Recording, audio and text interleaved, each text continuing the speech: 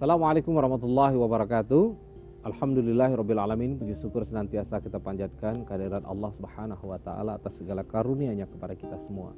Salawat dan salam kita sampaikan kepada junjungan kita Nabi besar Muhammad sallallahu alaihi wasallam. Pemirsa SCTV, khususnya bagi Anda yang berada di Medan dan sekitarnya, kembali kita akan mengkaji dan mengaji dalam kesempatan ini pada program Mata Air, dan kita tetap akan belajar bersama dengan Ustadz kita, Ustadz Latif Khan, dan kita akan membahas kelanjutan dari makna syahadat. Assalamualaikum Ustadz. Waalaikumsalam warahmatullahi wabarakatuh. Ya Ustadz, pada episode yang lalu kita sudah panjang lebar ya menjelaskan tentang beberapa stigma tentang syahadat ini, ya. Kemudian juga kita membahas tentang bahwa syahadat ini sebagai pintu ya untuk masuk ke dalam Islam. Nah sekarang kita mungkin akan mulai memasuki tentang makna itu Ustadz ya. Tapi sebelumnya gini Ustadz, mungkin sedikit saya melanjutkan dari apa yang sempat disinggung Ustadz sebelumnya, bahwa radikalisme itu diperlukan dalam kaitan radikalisme dalam konteks filsafat ya. Nah sekarang kan gini Ustadz, banyak artinya kekhawatiran yang ada di masyarakat gitu. Dan juga kalau kita melihat sahabat dulu juga sedemikian ya mengorbankan dirinya ya untuk mempertahankan kalimat syahadat tadi gitu.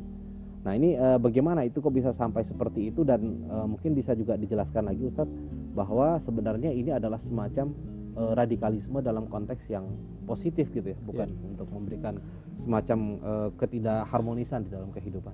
Iya, Bismillahirrahmanirrahim. Saya kira ketika kita bicara radikal, di pelajaran yang lalu sudah kita sampaikan bahwa cerita tentang radikal, maka kita bicara tentang, ya memang seharusnya demikian. Dulu ada, sebelum istilah radikalisme, ada cerita fundamentalisme. Ya. Ketika bicara tentang fundamentalisme dalam pendekatan politik memang menjadi masalah. Tapi ketika bicara fundamentalisme dalam pendekatan filsafat, maka I am fundamentalis. Saya seorang fundamentalis. Ya. Artinya bagaimana kita pulang kepada akar Islam, bagaimana kita pulang kepada sejarah asli Islam, bagaimana kita pulang kepada ajaran dasar yang ada sama Islam, begitu. Nah, persoalannya sekarang, tuduhan-tuduhan ini kan banyak ya, tuduhan Islam radikal, Islam teroris dan sebagainya dialamatkan kepada umat Islam ketika kita berhadap-hadapan dengan fakta-fakta di masyarakat adanya pemboman yang tidak bisa tidak akhirnya dialamatkan kepada komponennya umat Islam. Nah, ketika pemboman dialamatkan kepada komponen umat Islam, yang menjadi perhatian mendasar adalah performansi si pembom. Yang ternyata dia tampil dengan alamat orang soleh menurut pemahaman kita selama ini. Kan gitu ya.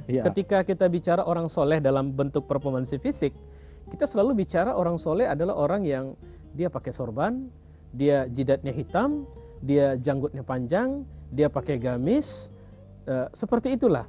Nah ini cenderung menjadi baku di tengah masyarakat kita, bahwa inilah orang soleh itu. Kalau disuruh gambar, mana orang soleh, gambar orang berdasi atau gambar orang seperti yang saya bilang tadi. Saya kira karena mindset kita sudah tersandera, kalau bahasa saya berulang-ulang, dengan pernyataan atau dengan keadaan atau dengan situasi atau dengan nilai bahwa lo yang tadi itulah orang soleh. Nah sekarang mindset orang soleh performansi fisiknya seperti tadi itu sedang dirusak pula nih. Gitu kan, dirusak dengan memunculkan fakta baru bahwa tuh orang solehmu itu ternyata adalah pembom di sana, pembom di sini, pembom di satu tempat dan sebagainya. Nah, ini tentu saja akan merusak mindset yang sudah terbentuk. Ini kemudian akan membuat umat Islam berpikir ulang nih. Jadi kalau begitu siapa orang soleh kita? Sampai sekarang belum terbentuk orang soleh yang baru yang mana gitu. Ketika kita bicara dengan cerita performansi fisik, yang mana nih? Kalau saya disuruh menggambar-gambar orang soleh, saya nggak berani lagi nih gambar orang soleh itu adalah orang yang pakai sorban, matanya tajam, atau kemudian jidatnya hitam, janggutnya panjang. Kenapa? Karena stigma yang muncul seperti itu. Saya cenderung mengajak dan mengingatkan kita, jangan pernah takut dengan tuduhan. Persoalannya kurang apa Nabi dulu? Ya, tuduhan penyihir datang dialamatkan ke beliau. Tuduhan sebagai pernah dulu diutus orang yang paling pintar ngomong sama Nabi. Setelah duduk, ya Muhammad, kurasa kalau kita bincang-bincang lebih panjang, kau juga sudah paham maksudku datang. Tapi beginilah, kau tahu kan bahwa bapakmu, pakcikmu, kakekmu adalah orang besar di antara kami. Kami hormat betul. Kami sangat hormat kepadanya. Dan terus terang, sampai sekarang kami masih menghormatinya. Dan kau ingat enggak, di bawah kepemimpinan kakekmu, kota kita cukup dikenal. Ya, lihat bagaimana beliau dengan sistem diplomasi yang cukup baik, kemudian bisa mematahkan argumentasi Abraha dan sebagainya. Ya. Kita cukup menyatu. Kesatuan dan persatuan di tengah kita luar biasa. Sampai kau lahir di tengah-tengah kami. Dan kami bangga dengan kelahiranmu, karena kau adalah orang baik di tengah kami. Bahkan kau sendiri tahu bahwa kami cukup percaya kepadamu. Dan kami memberi gelar Al-Amin kepadamu. Hari ini kau datang dan membawa sebuah ajaran yang sama sekali asing di tengah kami. Kurasa kalau kakekmu tahu dan dia hidup sekarang, dia pasti amat sangat prihatin. Kenapa? Karena tidakkah kau tahu bahwa ajaranmu ini telah memisahkan orang tua dengan anaknya? Persatuan dan kesatuan bangsa kita tengah tercabik-cabik. Coba kau bayangkan kalau dalam situasi seperti ini akan datang serangan dari luar yang menghantam kita. Ini bisa membahayakan kita. Kita bisa hancur, Muhammad. Targetnya apa? Targetnya udah jangan berdakwah. Jadi artinya tuduhan-tuduhan itu sudah dialamatkan demikian lama. Mereka tidak bisa dengan tuduhan begitu. Mereka bicara dengan tuduhan pendusta. Mereka bilang Nabi itu sampai pada tuduhan yang sudah sudah sangat tidak beralasan, menyebutkan Nabi gila, menyebutkan Nabi ya kalau memang ternyata kau terkena penyakit, gangguan saraf dan sebagainya, baiklah kami akan bantu mencarikan dokter yang paling mujarab yang bisa menyembuhkan penyakitmu. Ngomong panjang lebar, terus panjang lebar ngomong. Sampai Nabi mengatakan sudah selesai dia ngomong, udah. Ada lagi yang mau dibicarakan? Enggak ada. Nah oke, kalau gitu dengarkan, aku mau jawab. Nabi menjawab dengan lantunan ayat Al-Quran terus. Sampai ini orang akhirnya meletakkan tangannya di belakang begini dan terakhir, sudah. Kau sudah dengar apa yang aku bilang? Sudah, kata beliau, sudah. Kalau begitu, tidak ada yang perlu kita bicarakan, kata Nabi. Orang ini pulang. Dia pulang. Lantas begitu tengok orang Quraisy yang lain kan pada nungguin ini dialog ini apa sih? Tengok wajahnya kok aneh nih, nampaknya wajahnya berubah. Ini bakal sepertinya dia terpengaruh nih sama Muhammad. Tanya gimana? Udah lah, nggak usah kalian ganggu aja lah dia. Kenapa? Aku ini raja penyair. Di Mekah ini tidak ada orang yang tahu siapa orang yang paling bagus syairnya kecuali aku. Dan dia tadi baru membacakan satu syair yang kurasa itu bukan syair. Dan kurasa itu bukan mantra sihir. Dan aku rasa itu memang datang dari Tuhan. Oh, ngamuklah Abu Jahal, Abu Lahab. Kau kami utus bukan mau ceramahin kami urusan dakwah Muhammad ya.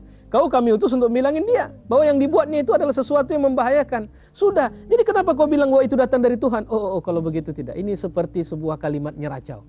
Akhirnya kekufuran Utbah dan Syaibah dan semua tokoh-tokoh Quraisy itu bukan kekufuran karena mereka tidak tahu bahwa ini tidak benar, ini benar. Tapi kekufuran karena mereka khawatir kepentingan, rasa nyaman, kesenangan hidup yang sudah mereka raih itu hilang dari mereka. Dan mereka merubah itu. Nah, kembali ketika kita bicara dengan tudingan itu tadi. Nah, tuduhan-tuduhan ini, kita harus bisa melihat Islam dalam pendekatan yang integral dong. Islam dalam pendekatan Anda sedang menuduh fakta di lapangan atau Anda sedang menuduh ajaran. Kalau Anda sedang menuduh ajaran yang mana yang Anda tuduh dari Islam?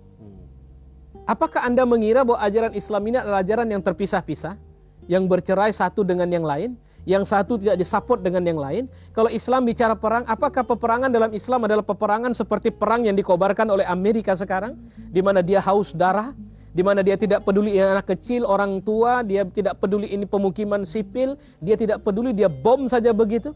Apakah kalian akan mengira bahwa pertempuran Islam adalah sebuah pertempuran yang didasarin oleh semangat keserakahan? Bukan demikian. Maka tunggulah dari tuduhan itu, mari kita pulang dulu kepada ajaran. Kalau bahasa Mus'ab bin Umair ketika Sa'ad bin Ubadah datang dan marah-marah ketika dia sedang mengajarkan Islam di tengah penduduk Madinah, apa kata Mus'ab? Begini aja mas, Anda duduk dulu, dengarkan apa yang aku ajarkan. Kalau ternyata yang Anda dengar itu sesuatu yang memang merusak, yang memang berpotensi akan memecah belah bangsa Anda boleh usir saya dari negeri ini. Tapi kalau memang ternyata yang saya ajarkan adalah kebaikan, kenapa Anda tidak ikut serta saja untuk bersama kami belajar dan menjadi muslim bersama kami? Saat dengan gengsinya bilang, enggak, saya enggak mau, udah silakan kau teruskan ngajimu, aku mau dengar sambil berdiri. Ya dengan gengsinya tentunya. Ya. Lantas kemudian Mus'ab mengajarkan, menceritakan Al-Quran, menyampaikan apa yang dipesankan Rasulullah, bahwa kita jangan melakukan tindak menyakiti orang. Bahkan Nabi juga pernah bilang, kafir zimmi itu siapa yang menyakiti dia sama seperti menyakiti aku. Mus'ab terakhir berpikir, begitulah santernya cerita buruk tentang Islam yang dibawa Mus'ab di Madinah. Ternyata tidak seperti saat tadi yang saya maksud, tidak seperti yang ku dengar ini. Jadi kalau begitu apa yang di luar sana? Yang di luar sana adalah upaya menstigmatisasi atau upaya untuk kemudian merancukan pemahaman Islam yang membuat Islam jadi momok, jadi hantu, yang jangankan orang lain, orang Islam saja takut untuk menjadi muslim yang baik. Ya. Itulah yang muncul. Nah, ternyata yang kau ajarkan bukan sesuatu yang menakutkan. Yang kau ajarkan malah sesuatu yang aku belum pernah mendengar pelajaran yang jauh lebih baik dari yang kau ajarkan. Maka dia tanya, bagaimana caraku untuk menerima Islam ini? Nah, yang terjadi di lapangan kehidupan kita adalah fakta terus-menerus yang dihadirkan tentang bagaimana mereka menginginkan pandangan Islam harus seperti itu. Ya. Padahal ternyata pelajaran Islam tidak menceritakan seperti itu. Dan ini menjadi tugasnya para alim ulama ini. Jadi ada semacam distorsi dalam penyampaian informasi yang sebenarnya. Iya, karena penyampainya siapa sekarang? Ya, tapi kan gini Ustaz, ketika misalkan pada saat ini ya, tadi sempat disampaikan bahwa ada umat Islam sendiri itu tuh tidak berani menjadi Islam begitu. Nah, ini kan artinya bahwa ternyata distorsi itu terjadi di tubuh umat Islam itu sendiri. Ya gitu. Iya, karena begini, terlalu lama kita tidak mengaji Islam yang benar. Terlalu lama kita mengaji Islam dengan pendekatan ini yang cocok dengan mereka, kita jangan paksa mereka. Tapi kalau ada ungkapan seperti itu, apakah nanti tidak menyebabkan ini Ustaz, dalam tanda petik ketersinggungan pihak-pihak ataupun para mubalik gitu ya? Loh, kiai yang lain menganggap saya tidak mengatakan para mubalik kita yang kemudian membuat bicara tidak benar tadi. Ya. Terlalu lama yang saya maksud di sini, umat Islam itu mengira bahwa dia belajar Islam melalui layar kaca televisi ANSI, dan bukan ceramah ustadz yang saya maksudkan di situ. Dia belajar Islam dari sinetron. Dia belajar Islam dari artikel-artikel yang kita tidak tahu ini nasab keturunan atau penulisan dengan semangat apa. Dia belajar Islam dengan fakta budaya yang ada. Terlalu lama kita tidak belajar langsung kepada sumber dalil yang memang dulu Nabi ngajarinya dari situ. Jadi bukan dari yang lain. Di saat Umar megang suhuf atau Taurat, Nabi bilang, Umar, kalau Musa hidup sekarang, dia beriman sama aku. Jadi kau nggak usah baca lagi itu. Kau baca dulu Al-Quran, kau terapkan dulu Al-Quran, baru kemudian nanti kau bisa melihat yang lain. Kalau memang ini ketidakbenaran, aku tidak ajari kau untuk berbuat yang tidak benar. Masalahnya, sudah seriuskah kita pulang kepada Islam? Dan saya tidak mengatakan para ustadz kita tidak mengajarkan itu. Yang saya maksud ini belajar dalam arti kata dari semua sumber. Ada knowledge yang muncul di tengah-tengah masyarakat kita. Dia belajar dari fakta, kadang-kadang inkonsistensi. Apa yang dibilang dengan yang dibuat berbeda.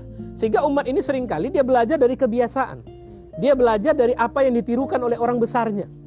Ketika seorang mengatakan bahwa perempuan itu harus berbusana muslimat yang baik, lantas dia bilang, nggak usah cerita lah, tuh Ustadz Anu anaknya juga nggak busana muslimat.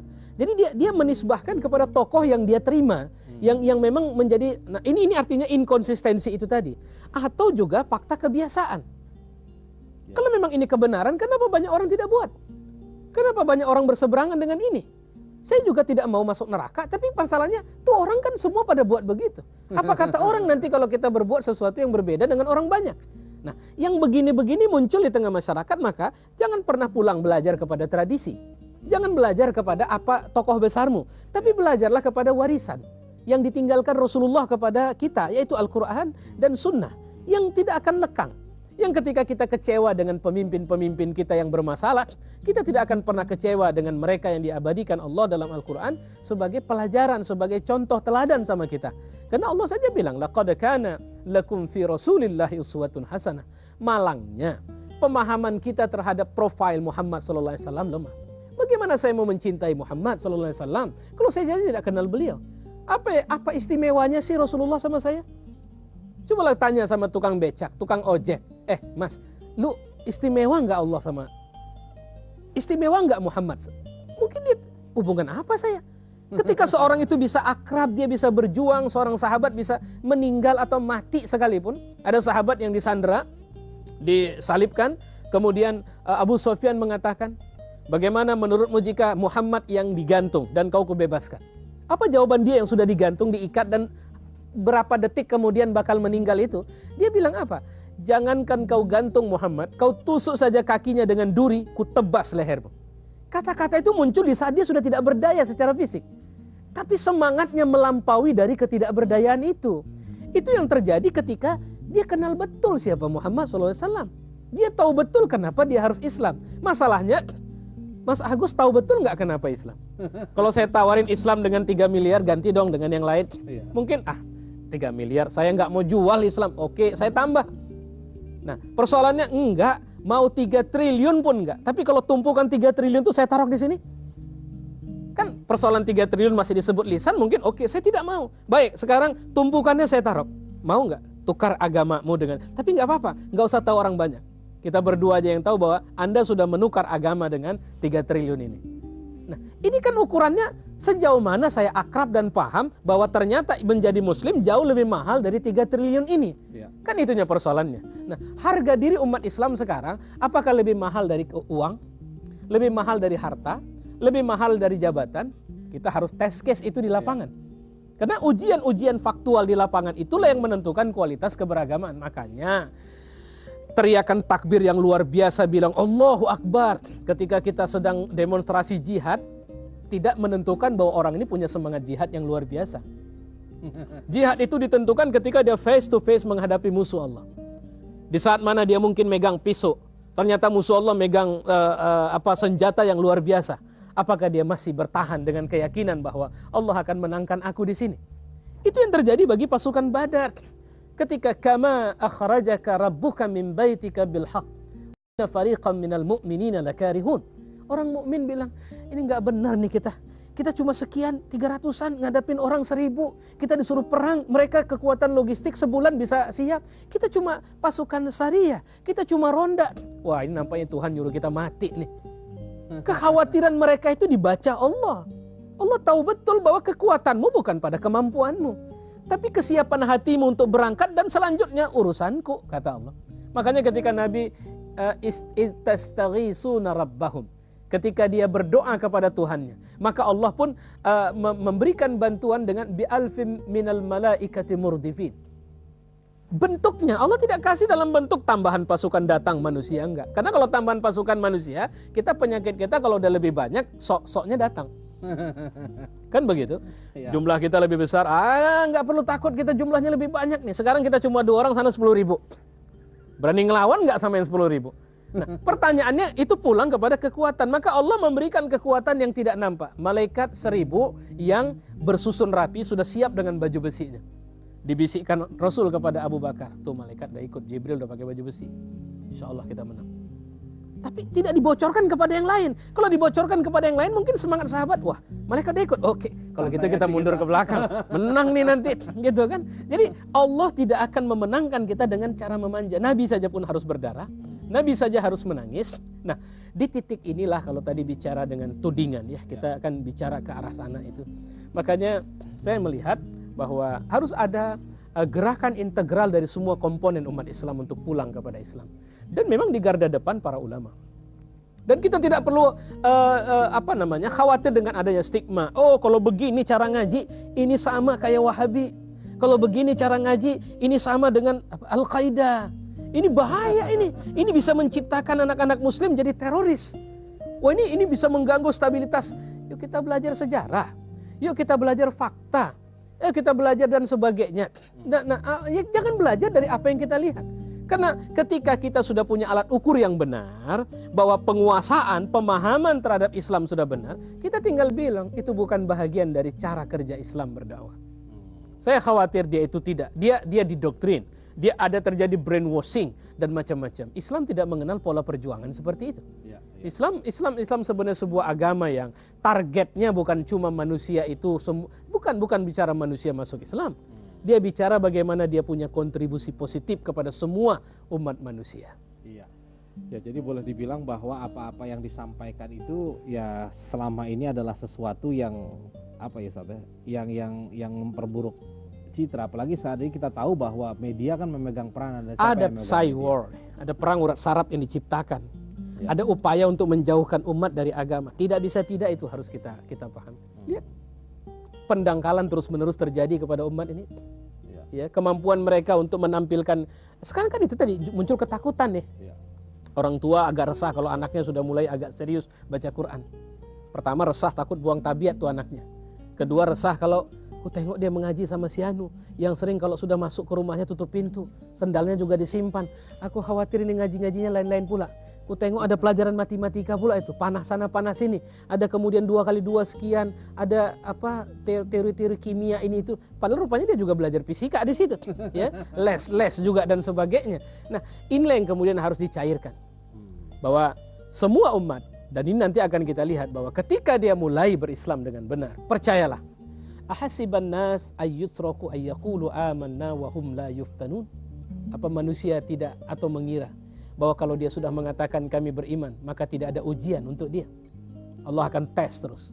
Allah akan ukur terus sampai sejauh mana tingkat ketergantungan dia kepada Allah. Sampai sejauh mana kepercayaan dia, kekuatan keyakinan dia kepada Allah. Dan coba bayangkan, seorang presiden yang percaya kepada Allah, yang pasrah kepada Allah, apa yang akan dia buat untuk rakyatnya? Dia bukan bicara bahwa rakyatnya harus sholat, bukan. Dia bicara bahwa jabatan ini adalah melayani mereka. Saya mengambil ilustrasi pembantu di rumah saya yang biasa ikut nyetrika, sakit. Terakhir saya beli gosokan baru, saya ikut menyetrika, istri menyetrika, anak menyetrika. Di situ saya dapat pelajaran penting. Saya punya rakyat 8 orang di rumah. Rakyat saya masih kecil-kecil. Lagi sedang menyetrika bajunya, dia datang minta buatkan susu. Lagi sedang menyetrika, dia sakit sehingga saya harus hentikan. Artinya, ternyata di rumah ini saya presidennya, saya rajanya. Ternyata sama mereka saya tukang suruh. Kalau dia haus, dia minta ambilkan minum. Dia lapar, dia minta pokoknya kerjaanmu apa, aku nggak penting, yang penting sulangin aku. Kan itu kesan yang muncul. Bahwa dia lapar. Atau dia buang air pun nggak bisa buang sendiri. Terpaksa kita yang harus buangkan. Ternyata harga seorang pemimpin di mata rakyat saya di rumah itu, saya adalah pesuruh dia. Dan saya harus menjalankan. Dan anehnya, saya menjalankan itu dengan cinta. Bukan dengan marah, awas ya. Kalau kau udah besar kita gantian nanti. Tidak. Atau kau bayar itu nanti. Ini ku catat semua harganya. Bayar untuk ngasih makan sekian, hari ini kau makan 10.000. Nanti kalau kau sudah kerja pulangkan itu semua. Tidak ada. Saya jalankan itu dengan enjoy. Saya jalankan itu dengan happy. Bahkan saya bersenang-senang dengan dia. Dan tidak ada rasa lelah yang muncul dari semua itu. Ini karakter kepemimpinan yang muncul dari support spiritualitas agama. Dalam hal ini Islam. Yang disupport dari sebuah keyakinan, lihatlah Robmu, Tuhanmu, pemilik semesta raya ini. Dia melayanimu, sampai detak jantungmu pun dia yang layani. Tapi ternyata apa yang terjadi? Kau tidak bisa hilang, kau tidak bisa putus hubungan. Pada posisi sesulit apapun kau pasti ingat kepadanya. Pada posisi kau menolak agama sekalipun, kau tidak bisa membuang Tuhan daripada kesadaran yang paling mendalam di dalam dirimu. Maka ada istilah God consciousness, kesadaran bertuhan.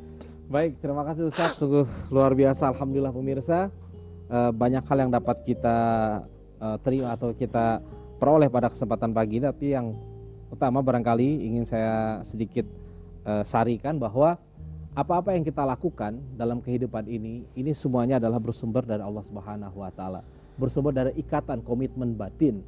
Nah, apabila kita memiliki komitmen batin yang betul-betul erat, betul-betul dengan suatu kesadaran, betul-betul bahwa kita merasakan ada hubungan cinta dengan Allah, maka itu akan terimplementasi dalam kehidupan kita yang selaras pula. Apabila ada hal-hal yang tidak selaras dalam kehidupan kita, maka sudah pasti itu akan tertolak dengan sendirinya. Batin ini akan menjerit dan akan menolak dan tidak akan bisa menerima. Nah, sebenarnya syahadat itu adalah mencoba untuk mengembalikan kita kepada track. Nah, bagaimana nanti penerapan berikutnya dan bagaimana makna kita mungkin melihat juga dari sisi bahasa dan sebagainya, Ustaz, kita akan perbincangkan insya Allah pada episode yang ke depan. Terima kasih, mohon maaf bila ada hal-hal yang kurang berkenan. Wabillahi taufiq wal hidayah. Assalamualaikum warahmatullahi wabarakatuh. Waalaikumsalam warahmatullahi wabarakatuh.